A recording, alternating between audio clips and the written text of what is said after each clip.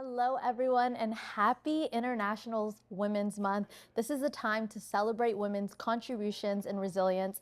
Today, March 10th, marks National Women's and Girls HIV/AIDS Awareness Day, a reminder that there's an urgent need to address the unique health challenges that women face, especially Black women.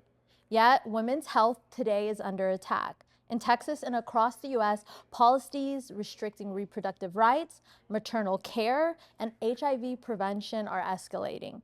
Even the White House website has removed women's health from its site, while funding for critical services is being restricted. These attacks disproportionately impact Black women and women of color, making today's conversation more important than ever. So today we have the honor of speaking with two remarkable leaders and founders and movers from the Afiya Center in Dallas, Texas. And they are, I believe, the only pioneering reproductive organization in North Texas that is founded and led by Black women. So please welcome Marsha Jones, the co-founder and executive director, and Helen Zimba, the director of the HIV programs there. And we're honored to have both of you guys come. Thank you, thank you, thank you. So Marsha, if you want to go ahead and get us started with how you founded Afiya Center. So, and just to back up, so we are the only reproductive justice. And it's important that because you have reproductive health, you have reproductive rights, you have reproductive justice. And of course, we know reproductive health and rights won't happen if it's not justice, right?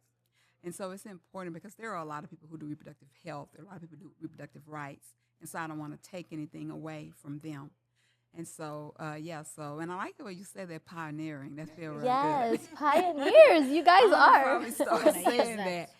That felt real good. And so we are. That was founded by Black women, directed and being led by Black women, and unapologetically centering Black women. And that's Black women across the spectrum. It's funny. I was listening to. I think her name is TL. TL. She's an amazing transgender woman. And she was talking last night, and someone kept saying, like, how do you identify? And she kept saying transgender woman. And so they were like, but you're a woman. And she kept saying transgender woman. And then they was like, but yet she kept saying transgender woman. So they was like, but it's under the umbrella of woman, right? And she kept saying transgender woman. And I love that because you get to be all of that. And so the entire spectrum of what woman looked like is why we founded this organization. And so she wouldn't let them make her walk away from who she is in order to be what society may want to deem her. So at the end of the day, you don't get to other me even in a way that you're trying to be positive. You don't get to other me. So my her transgender experience was very important for her to say that. So it just felt really good. And I'm not even a huge fan, but I just happened to hear her saying that, and so it's just like cool that I get to bring that into this conversation today. And so whatever and whoever and whomever identify in the spectrum of womanhood, that's what this organization was designed for. So we're 17 years old, I believe. We founded the organization to transform the relationship with Black women and girls with their sexual and reproductive health. So it's reproductive justice, it's sexual reproductive health and justice, right? Because the center of who we are, it is defined by how we see ourselves. And sometimes our sexual freedom, our sexual health plays such an important role in identifying that. So we were founded. We at the beginning, it people living with HIV definitely was our center and our core, and still is and will always be. But it's next to impossible to be able to even work with, identify what's happening with people living with HIV if we're not also addressing their sexual and reproductive health, because HIV creates opportunities for people to be shamed, to be sexually free, and all of these things. So every time I talk about who we are as an organization, it'll always sound different because there are so many different arms to who we are, and there's so many different there's many stories, I love that because I feel like There's we had a many conversation and I'm stories. hearing another layer Yes, to it. there are many stories inside of the Afiya Center. So on one side, it was black gay men living with HIV that awakened me, that opened my eyes, right? It was the relationship that black churches had with those black gay men that made me angry. Like, no, something has to happen. But then it was going to school at the Black AIDS Institute and hearing stories about black women that it was like, oh, there's a whole missing voice here. And so it was that it was like, no, we've got to change. We've got to do this different.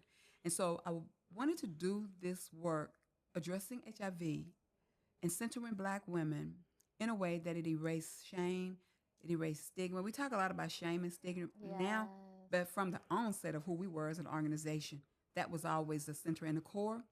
And we wanted to do that in a way that centered the entire lived experience of black women. Just could not, just like our whole story couldn't be told by that one diagnosis. Yet that one diagnosis will tell our whole story. And so it was important that we found a framework that encompassed social justice and human rights because we clearly understood from the beginning if you change the way the situations that people live in, it automatically changes their lifestyle. It automatically changes the decisions that they make. I often tell my story with this. When I was raising 3 kids as a single person, I bought one kind of food. I had a son that could smell down a couple of chickens by himself. So I couldn't buy grain fed chicken. I couldn't afford it, right? But then as my life started to change, I made better decisions, better eating decisions, better health decisions because my situation had changed. Nobody had to say, you need to change. My situation changed. So when you change your situation, it changes your life. And so that's really why we started. That's the core of who we are.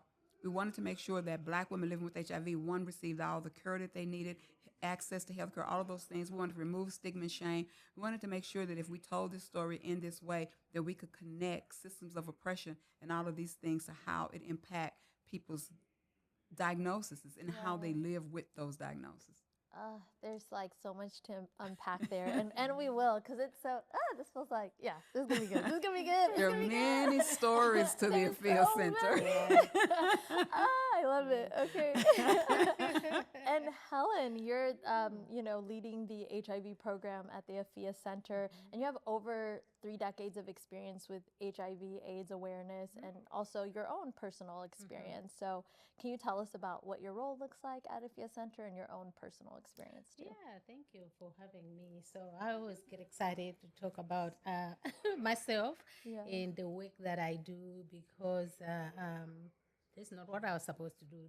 This HIV just happened. Yeah. But then I happened. I guess like in church they say to be a deacon you have to be called, right? Yeah. I've So- heard that. Yeah, so I feel like I had a calling because it's not like I went to school to say I'm going to do HIV work, but it was because of my own lived experience that made me just jump into it. Yeah. I feel that it's important, what I do at the Afiya Center, even what I do in the community before Afiya Center, it just became natural because this is who I am and this is what we do. Because I felt that I needed to be seen. We needed to be seen. Like Masha said, that time people were looking at HIV. It was like, gay white men. After that, it was people who were, doing whatever they call risky behaviors. Right. And I wasn't one of them. Right. But then I'm like, okay, here I am. So I felt like it was important for me to be out there to speak out because we need to be heard. Because people need to see the face. They need to see that it can be like you and me. Right. Yeah, So because I'm I feel like passionate there is about a that. stigma with like either gay men or like you said, a promiscuous person, but it can be between two people in a marriage where two people are Yeah. loving one another and so that is and I would love for you guys to get into because I feel like the current mindset that when people hear reproductive services or justice or health, they're like abortions. That's all. Yes. So Funny thing is, before Masha explained to me, before I started working in HIV, even though we know that it's intersex, right? HIV and Right. reproductive justice. But all my friends, everybody, when they hear reproductive justice, it was about abortion. Yeah. Nothing else but abortion, unfortunately. Right. And I But think, now I know. yeah, yeah. And I feel like at some point I did too, because you're indoctrinated by the system. And I feel like there's so many people who voted against their own interests, thinking that all reproductive health was, is abortion. You know, it's just funny you should say that that we're having the conversation in that way. So reproductive justice is not but about 31, 32 years. But black women been doing reproductive justice since we were like kidnapped, stolen, came here, right?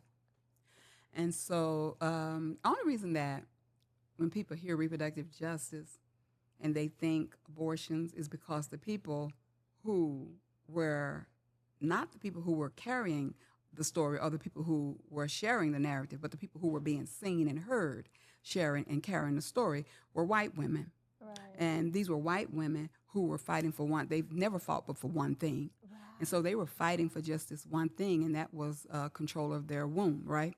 Not understanding that if you're not controlling everything else, you don't have control of your womb. And so that's the story that they were telling. So that's all they talked about was the right to or not have an abortion. But you see, that's privilege that allowed them to talk about that, to just be like centered on that one thing, to if I'm going to have an abortion or not. And so because the way black women do stuff is so badass, hearing about and seeing the reproductive justice movement and catching on to our movement or insinuating themselves into it in a sense, then they started to use that frame to frame abortions, but not using it in the way in which it should have been used. And so that means that, again, go back to what I said, the people who were carrying the message or the narrative were the people who were being seen and heard when we were carrying that narrative all along. So when the Afiya Center came to do this work, when we started doing this work in Texas, our role was to reclaim our narrative, was to reclaim that message, was to change the narrative that was out there, and was to really move in a way that the mothers of this movement intended for it to be. It was never about abortions, just. It is about abortions, but it was never about just that one thing. It was about full bodily autonomy. It has always been about full bodily autonomy. It has always been about our collective stories, our lived experiences, how these things shape. Reproductive justice is founded in social justice and human rights. So we have a human right to have access to health care, and the access to abortion is health care. That's just a human right.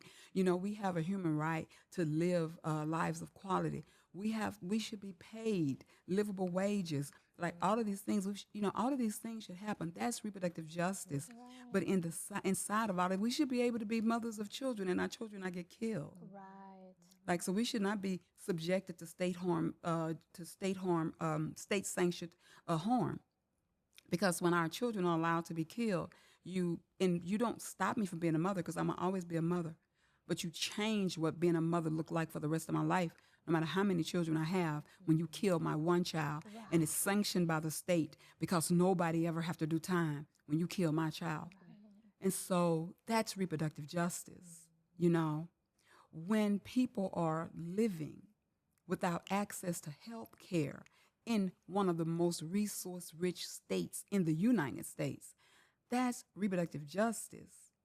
It is so much wider, but you see, when people who have privilege are telling a story, they don't have to talk about what it means to be imprisoned for the majority of your reproductive years and then released from prison with no resources for what it will mean for you to now parent if you should choose to. It's not their story. And if it is their story, what they look like makes their story look different. What reproductive justice means that when you cannot have, for whatever reason, you are not able to bear children, and what it means to have access to fertility drugs. All of that stuff is reproductive justice. Reproductive justice is when you're a person living with HIV and you choose to birth, And the choice to birth, if you had sex with somebody to birth, that choice can lead you to prison because you can be in prison by making a choice. Like all of that's reproductive justice. It's not just the one thing, but not. I don't need to know your age because I can see your baby. You're probably not as old as reproductive justice. And so, of course, and I say this and I'll be through. So many young black girls get their reproductive justice shoes on in college. Yeah. And when you get it in college, and I'm not, and all that I said, no, I'm not apologizing for what I said. You get it when you're in college, and that's a good thing, but you're hearing it from a narrow lens. Yeah. You're hearing it from the lens of abortion rights. And it is abortion rights, but it's not just abortion rights. And so you get all this information on a college campus, and most of the time you're getting it from, maybe predominantly white schools or whatever in those spaces. And then when you come home and you're ready to fight for this right, most of the time you fight 5 or 10 years and you've only been fighting for abortion rights, and you don't even understand that your fight was bigger than that. Right. You had a reproductive justice fight. And if you are doing a reproductive justice fight, if you're doing movement work using a reproductive justice lens, all of that comes in. Wow. That's so good. And like, you just made me realize reproductive justice is just so much bigger because, like you said, I mean, I went to a PWI. It's like you're getting it from that lens. But even growing up in the church, even if you grew up in a black church, it's still like this colonial version of it. Because as I'm hearing you say this, it reminds me of Jocelyn Sanders, one of the cases that Next Gen took on. And that's reproductive health. The right for her to choose, knowing how she knows what's best for her child. And right now she's fighting for her son back because some doctor reported her to CPS because she didn't want to give him that type of antibiotic because she was allergic to that antibiotic. And it's just making me realize like that it's like literally down to our ancestors of like just fighting for autonomy. Fighting for autonomy. I mean, even when the year before when we had taken on the case with baby Mila, she was being prosecuted. The mother was being prosecuted simply because of the way she chose to birth. She chose to birth traditionally. She chose to treat her baby traditionally. We don't have to have medication and be in the hospital for jaundice. My God, today, jaundice is so normal. Babies are just born with it. Right. Most of the time, if you sit them right out there long enough, right. They just sit them under a UV light and they'll be okay. But that's how I grew up. Yeah, it mirrors We'll take the same kids or thing. put them outside so they can get the vitamin D. That's it. That's all. It's a little missing of that. So all of those are reproductive justice issues. oh my gosh, yeah. And I'm like, and I feel like I might have mentioned this to you guys, but I watched some documentary and I think it's the Inuit people, it's a native group, but same with them, like that would be a reproductive. We're saying like, oh, that's like a racist issue because Denmark is taking their kids away because they're not passing these tests that are in English when their language, their native language. But that's not just a racism issue. That is a reproductive health issue because you're not giving them the right to parent how they have been parenting their children for thousands of years. Right. And the kids are okay. And that's a huge tenet of reproductive justice. It's us being able to parent in a way that is culturally coherent for us, culturally competent for us, culturally aligned for us. And parenting can just look different. And you should have the right. I remember y'all are too young. I remember going to the store back when we used to spank our kids. Look, we don't whoop kids no more. Yeah. And we would go to the store and it would be certain kids in that store clowning. Black mothers and stuff be like, see, that's the way they kids act. But see, they had the right too to let those kids run all over the store, pulling stuff down, tearing it up and everything else. My mom was not the one. If it worked for them, but that's the way they parent, and and they had the right to parent that way. And so we have the right to parent in a different way also, where it's like, no, we're not gonna do this, or we just gonna all live in a house together. How about that? Right. I love that. I love how this conversation the Afiya Center really, y'all are doing all kinds of work. I love that. I think we're unique at the Afiya Center because the people that come in the door, they look just like us. Even their situations are just like us. There's nobody who works for Afiya Center say, I can't do this, I can't talk to these people. No, because everybody who is in there has can relate to people, you know. And as far as HIV is concerned, when people come to the Afiya Center, we don't focus on HIV because HIV is not what they're coming in for. They might be coming in because their lives got turned off, or they're going through domestic abuse, or they, you know, about to lose their children because of whatever is going on. They're about to lose their home. So we have to address those things before even HIV, because if we jump on HIV, Oh, so good. what are they going to do? Yeah. You know, they'll just look at the medication like, but I can't take it because nobody in this house knows that I'm taking this medication. So they might be going through that too. So when they come in at the Afiya Center, we want to address everything, whatever they come in for. Miss Helen is a doula. They might want to have a Oh baby. yeah, they might want to have Oh, a are you baby. doula? I'm a And someone doula, living so with it's gonna HIV. catch the baby. Yeah. Yeah. So which is a plus for us because, you know, talking to women, like they've always wanted to have a doula. But again, stigma is so real. You know, the minute that people know that you are HIV positive and you're pregnant, that alone, it's like, how did you get pregnant? You're HIV. Well, how else do you get pregnant? It's because I had sex. You know, so there, that alone, they're judging you for being pregnant, and then to turn around to say I need services for a doula, and then to work with doulas who don't even know anything about HIV. How are they going to take care of you? So that's why we do that at the Afiya Center. I love that. And they're like having that representation. Here. Yes. I think something that you just brought up and you brought up earlier that is so important and I did not think of was it is not about issuing like specifically, I guess, a fix for HIV, but like the surrounding things. So whether that's economic, making sure people have housing, food, all of these things. Would you say there's been a difference in the past to now? And because I know that's like something that you're saying people are coming to you guys for maybe CPS issues, housing issues.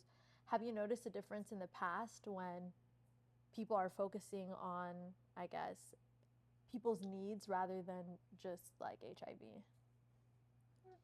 Well, you know, in the beginning, when HIV, of course, people were getting services just because they're HIV positive. Yeah. You know, because that was the thing. But it's not anymore because people are living, they're thriving. But in order for them to live, they have to get healthy. So things have changed that we now want people to be healthy so they can keep doing what they're doing. So yes, when they're coming in, now they're coming in knowing that I'm going to get help because we are speaking. Yeah. Because if we didn't speak, you know, for people to know that we are okay with you being HIV positive, coming here, this is a safe place, they wouldn't come in. You know, at the Afiya Center, we got like 3 doors, you know, to come in and out, 4 doors. And, you know, sometimes, you know, when people say, I don't want people to see me to come in, so we say, okay, come on in. They'll come through the back door. But guess what? After 3-4 minutes of talking to them, they're going through the front door. I love That's that. how comfortable they get afterwards. They're like, oh, I don't mind going through here because now they know that they're human. They're not different from a person who is not HIV positive. So, yeah, the conversation have changed because medication have changed too. Right.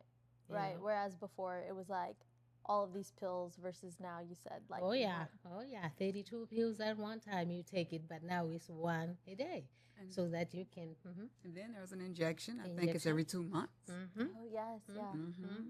So, yeah. So, choices. yeah. So with those changes, the conversation have to change. Yeah. Yeah. So like, I don't want to make it seem like we're the only ones that have those. I think we are in Dallas, though. But anyway, I don't want to make it look like that. But yeah, but you know, with those changes, But we with are.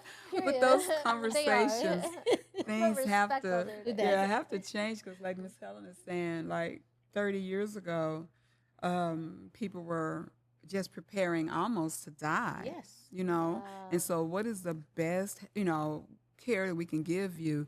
Like there's not like any, there's still hospices, but not like it used to be. Like hospices used to be full, but now because people are living, so yes, the needs look different when they come in.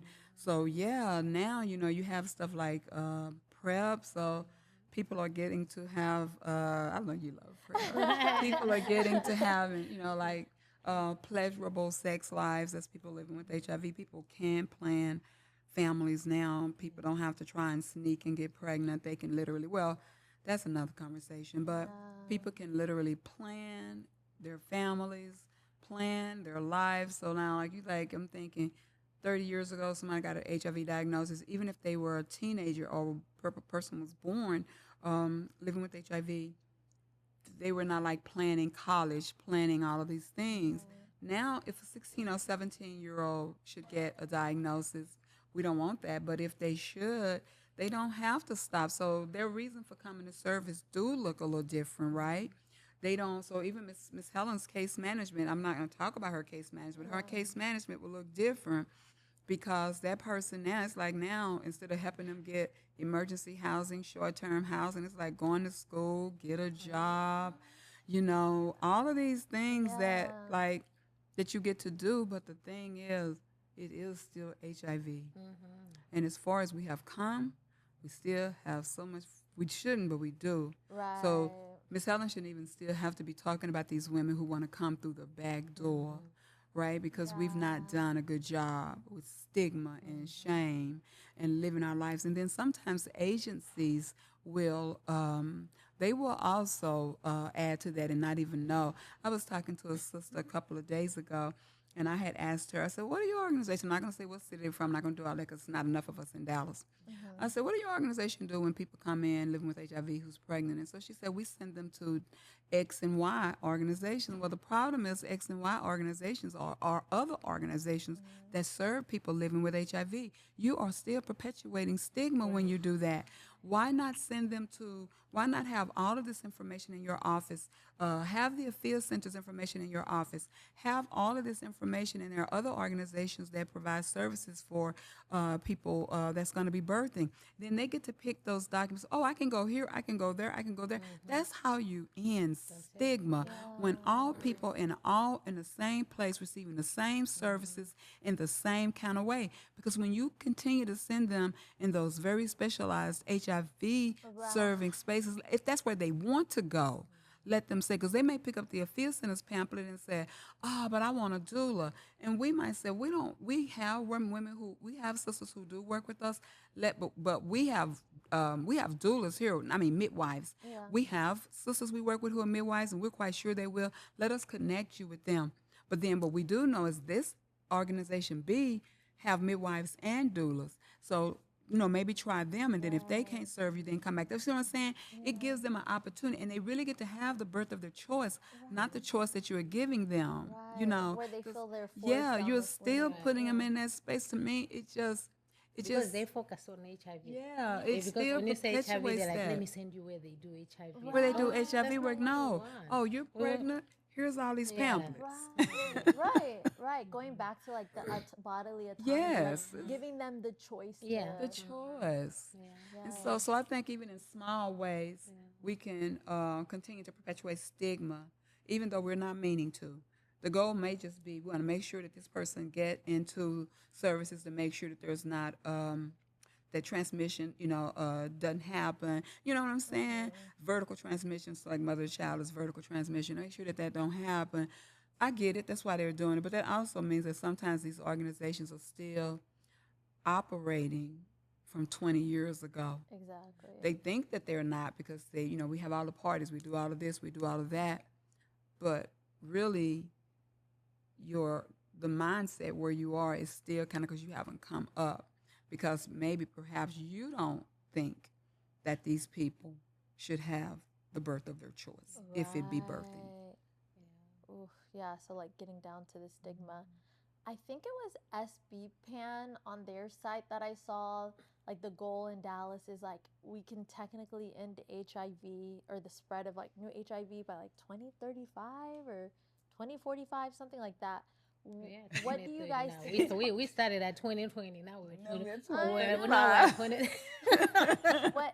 When do you guys think that is a possible date, at least in our city, or if you even have a number for nationally? And what does it take for us to not have any new cases? Because like you said, like this shouldn't even be a thing. There shouldn't, your job shouldn't even really Exist, exist yeah. with you having to take on new cases. I think we're going to keep trying because I don't know if we can actually put a date, but we can talk about the progress that we're making. You know, we got Yeah. PrEP, so hopefully we won't see, many people because if people, take PrEP, then yeah. Yes, But can now you the problem, explain what PrEP is? but the Because problem now, with us, pushing PrEP and all this cutting of funding, and we can't do outreach, we can't do prevention work, so it's almost like we're getting pushed back. We were on the raw. Now all this is almost like we're going backwards. So I wanted to say one thing about that, then I'm going to let Miss Helen talk specifically so about good. PrEP. So I wanted to say about how do we end this. I think that how do we end this? How do we end this? First of all, it's a virus, so we can't. But anyway, that's another Right. story. But but how do we? Yeah, like so I know what it means. When the number of new transmission fall inside of like a certain population. So that's what it means when we kind of get it to a place where we can end it. But I don't think we can end it. It's not as simple. Many years ago, I went to an institute. I won't call the name of it. And one of the things that they talked about in the institute was that this was our people, our problem, our solution. We talked about this was a social justice and human rights thing that we were fighting here. We talked about you can't treat yourself out of it, right? You can't. So like I don't care how many houses they build. That is not how you're going to end homelessness. Right. So, so you can't treat yourself out of. We can't treat ourselves out of HIV. This is a social justice and human rights issue. And so, if we're not talking about things like that, if we're not talking about what it means for people to have access to health care, like if we're not talking about having universal health care, where all folk have health care and it's free. If we're not talking about folk get to go to college and stuff like that free, if that's what they want. If we're not talking about what it means to have access to true housing. If we're not talking about what it means for people to have access to mental health care, if we're not talking about these kind of things, we're not going to end HIV because HIV is not just happening because of people's behavior. I'm going to say this until I am in somebody's box. Well, I'm not going to be in the box. I'm going to be cremated. But I'm going to be saying this until I'm out of here. We cannot treat ourselves out of a disease that is built and it is directly a result of social justice and human rights and those kinds of inequities. If we don't do that, maybe. So what happens when the whole world is on PrEP? Is that kind of world we want to live in? I know. That is so true. That is so true. I mean, I'm not saying nothing about PrEP, so I let Ms. Helen talk about it, but is that the world we want to live in? Yeah, And how we really gotten rid of it, how we band-aided it. Right. Exactly, a Band-Aid. And I just realized I fell in that trap. I need to spend some time at the Afiya Center. You really clearly, do. Because You're so brilliant. You really should be Waiting for you to come on. coming over there working with me a little bit. Now, I ain't trying to just take your said- job. I I'm know. saying I'm talking about giving me some volunteer time. I love I want to because I realized like I just fell in that indoctrinated mindset because just at the beginning of the conversation we're talking about it's not about fixing this thing and it's just like so indoctrinated that I was like, how do I end this when we just had the conversation of it's not about that, it's about provide, like we first need to have the conversation about housing, universal health care, which is so way overdue. So yes, Because there's a reason why people end up in a situation, and we're talking about, people taking PrEP. A person might know that, okay, my partner who I'm going out with, I know that they're positive. However, they're the ones who are providing the housing. right. They're the ones who are feeding my children. They're the breadwinners. So what do you do? So we're gonna ask them to take to take PrEP. Oh Yeah, my that's the gosh. thing. The way I can explain PrEP, like I mean, I know a lot of people have heard and they're like choosing. Some people are choosing to know, choosing not to know about it. But it's almost like taking a birth control pill, like we said. We keep Right. talking about it. It's like a birth control pill just to prevent yourself from Right. HIV. But yeah, exactly. But it's like, no, there needs to be a larger conversation Yes. around being a mother and Yes. education on that, but not just giving 13-year-olds birth control pill and saying don't get pregnant because it's more than that. You're absolutely right. Yeah. Okay, speaking of the Afiya Center, and I'm going to do my part by volunteering. I'll set a date today to come and stop by because I actually need to do that. And I feel like everybody else needs to do that That's too. it. How can, in this day and age, which y'all are saying, like they're removing funding, and I'm seeing this across different women's health organizations and just in general with our new administration trying to take away Medicare, trying Yeah. to take away these social services. How can people support what y'all are doing at the Afiya Center? I used to wouldn't say this, but how can people support us? Donate. Period. That is so important. Donate. Um, I always go back to President Obama. He may not be everybody's favorite president, but I'm that black woman. He mine. Um, going, he won his first presidency with those $5 on the ground. I ain't gonna get into other stuff. That's another conversation. Yeah. But I'm saying, just in general, it was a way that people could give. I remember I had stopped voting for a long time when he until he started running, and it engaged me again, right? And I didn't have resources like I have now, and I never thought that I could give to a candidate like I could give. And that $5, baby, let me tell you something. You can tell me nothing. I feel like I put him in office with my $5. But the collective $5, right? That made so much. Like my first job when I was like 17, 18, I was phone banking. So I've been in the game a long time. I just stepped away for a minute, right? And I was phone banking again because I said I'll never phone bank again. But I felt like I was making a whole contribution, my $5. There were millions of people who felt like me. Can you not imagine what would happen if we could get 1,000, just 1,000 black women in Texas to give this organization $500 a month, or $500 a year, or $500 or what? You know what I'm saying?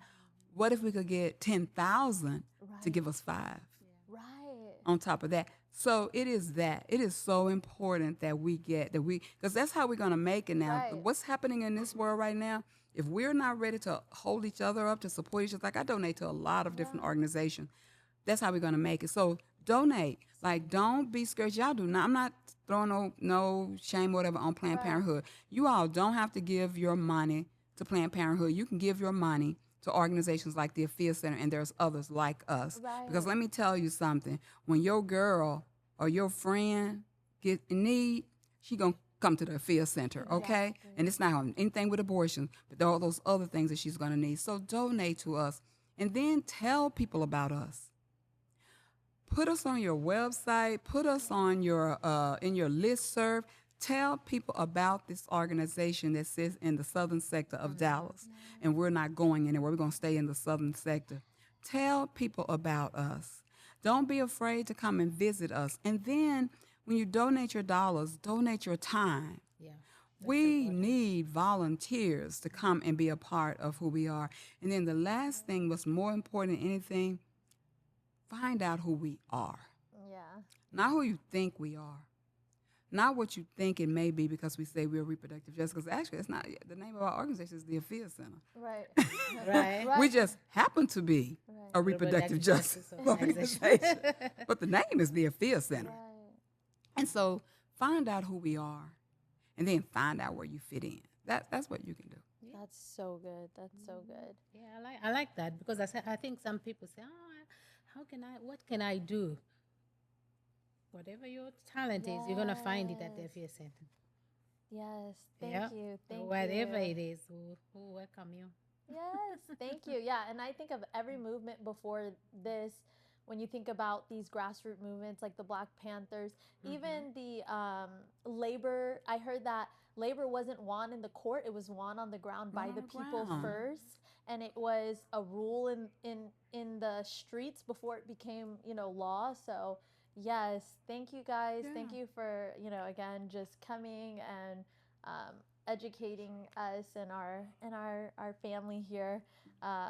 Make sure you guys donate to the Afiya Center. We'll put their website down below, and we'll make sure to tag anything else, whether it's your social media or anything. Please do. Yes, Do. Tell the because people about us. now more than ever, when Trump and his administration are pulling funds out of healthcare, we're seeing they're pulling Medicare. You're going to want to lean in on these local resources, especially if you're in Dallas, Texas. I'm sure there's there's the law of 6 degrees. There's someone that that is getting help from the Afiya Center, and we have to continue helping them and volunteer. Thank you again for Sure, joining us. Sure. You know, this is more than just a conversation. Let this conversation be your call to action. And, you know, the fight will continue for us to do this together. Again, this is a social justice movement. And Justin Moore said this, and it inspired me. A social justice movement, that social part means you have to show up. You have to be in community. It's not just a justice movement. So make sure you're being plugged in. Make sure you're getting educated and educating other people. So plug into what they're doing. Plug into your local organizations that are fighting for our reproductive health, especially in the area of justice. And thank you again for Thank you. advocating. And Thank you for I'm having just us hoping, here. yeah, thanks. Thank you. Bye, guys. Bye.